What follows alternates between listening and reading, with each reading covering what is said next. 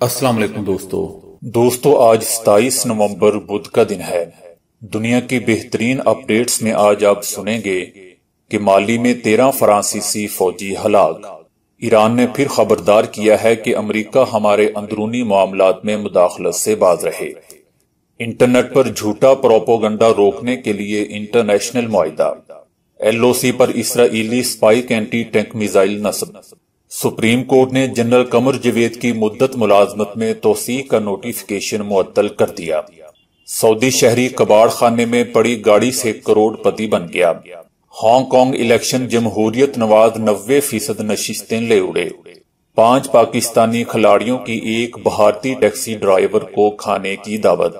تو آئیے دوستو چلتے ہیں اب خبروں کی ڈیٹیل کی طرف، لیکن اس سے پہلے اگر ہو سکے تو ویڈیو کو لائک، شیئر اور سبسکرائب ضرور کیجیے گا، شکریہ۔ دوستو مالی میں 2 ہیلی کاپٹر آپس میں ٹکرانے سے تقریباً 13 فرانسیسی فوجی ہلاک ہو گئے ہیں۔ حادثہ شمالی مالی میں انتہا پسندوں کے خلاف آپریشن کے دوران پیش آیا۔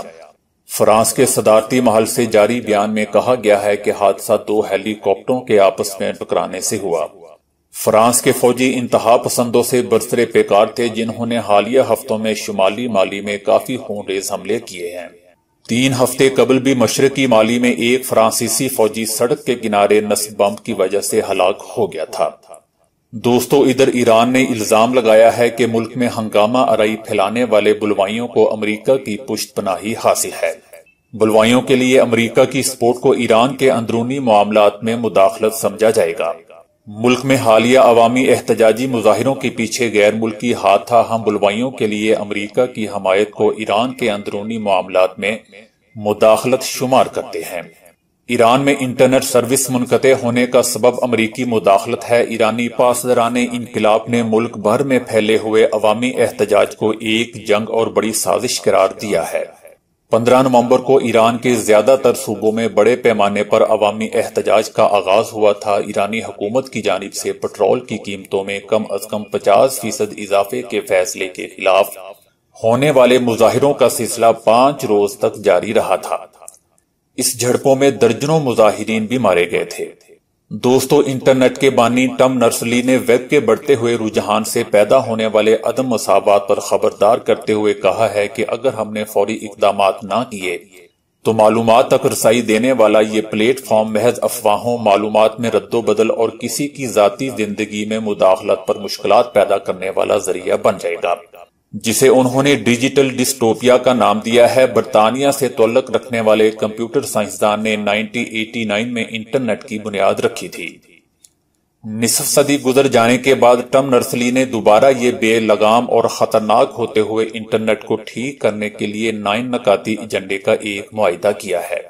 معاہدے کی تائید گوگل، مائکروسافٹ، فیس بک سمیت 150 کمپنیوں نے کی ہے، جس میں انہوں نے انٹرنیٹ کے خطرات پر روشنی ڈالتے ہوئے کہا ہے کہ اگر ہم انٹرنیٹ کو مفت اور اوپن کرنے میں ناکام رہے تو خطرہ ہے کہ یہ عدم برابری اور حقوق کی پامالی کا ایک گڑھ ڈیجیٹل ڈسٹوپیا بن جائے گا۔ انہوں نے کہا کہ انٹرنیٹ کو ایسے ہاتھوں میں نہیں دینا جو اسے منفی رجحان کے لیے استعمال کر رہے ہیں۔ معاہدے پر حکومتیں فرانس، جرمنی اور گانا نے بھی دستخط کیے ہیں۔ دوستو بھارتی فوج حال ہی میں حاصل کردہ spike anti tank guide missile Pakistan کے ساتھ لائن آف کنٹرول پر نصب کرے گی۔ سپائک میزائل ہندوستانی فوج نے ہنگامی طور پر نام نہاد بالا کوٹ حملے کے بعد حاصل کیے تھے۔ سپائک میزائل آرمی کے ذریعے کنٹرول لائن کے ساتھ ساتھ تعینات کیے جائیں گے۔ فوج نے اپنی ہنگامی ضروریات کو پورا کرنے کے لیے 240 میزائل اسرائیل سے خریدے ہیں۔ ان میزائلوں کو بنیادی طور پر اینٹی ٹینک کارروائیوں، سخت پناہ گاہوں اور بنکروں کو تباہ کرنے کے لیے استعمال کیا جاتا ہے۔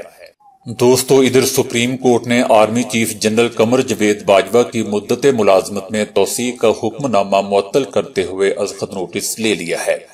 چیف جسٹس پاکستان آصف سعید کھوسہ کی سربراہی میں جسٹس مظہر العام اور جسٹس منصور علی شاہ پر مشتمل سپریم کورٹ کے 3 رکنی بینچ نے آرمی چیف کی مدت ملازمت میں توسیع کے خلاف درخواست کی سماعت کی۔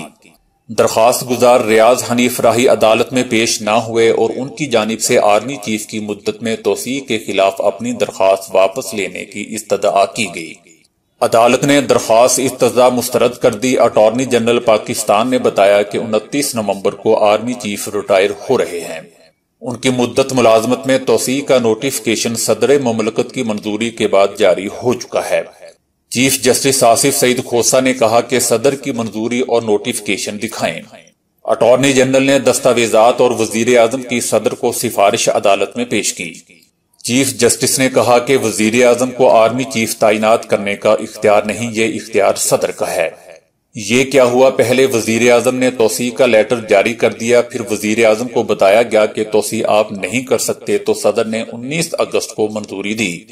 پھر وزیر اعظم نے 21 اگست کو دوبارہ منظوری دی۔ اٹارنی جنرل نے بتایا کہ کابینہ کی منظوری ضروری تھی۔ چیف جسٹس نے کہا کہ کیا صدر مملکت نے کابینہ کی منظوری سے پہلے ہی توسیع کی منظوری دے دی، اور کیا کابینہ کی منظوری کے بعد صدر نے دوبارہ منظوری دی؟ جسٹس منصور علی شاہ نے کہا کہ آئین میں آرمی چیف کی دوبارہ تقرری کا اختیار کہاں ہے؟ اٹارنی جنرل نے جواب دیا کہ آرمی چیف کی توسیع کا اختیار وفاقی کابینہ کا ہے۔ جسٹس منصور علی شاہ نے پوچھا کہ کیا آرمی چیف کی توسیع کے لیے رولز میں کوئی شک موجود ہے؟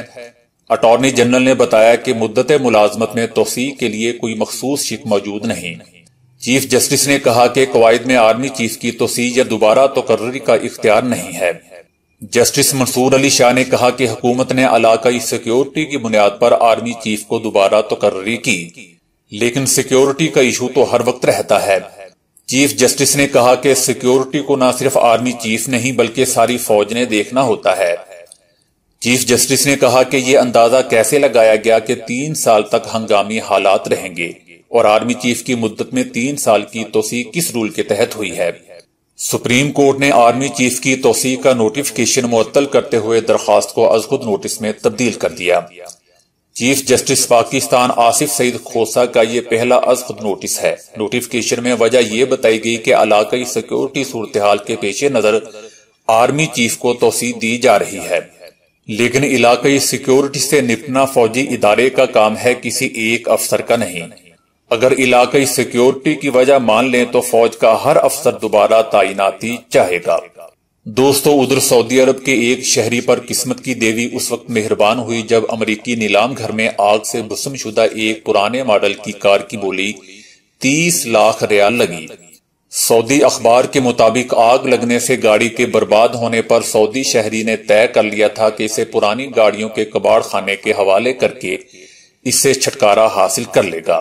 بعد ازاں سعودی شہری نے گاڑی کو کباڑ خانے کے حوالے کرنے کا ارادہ ترک کر کے اسے امریکہ کے بین الاقوامی نیلام گھر میں نیلامی کے لیے پیش کرنے کا فیصلہ کیا۔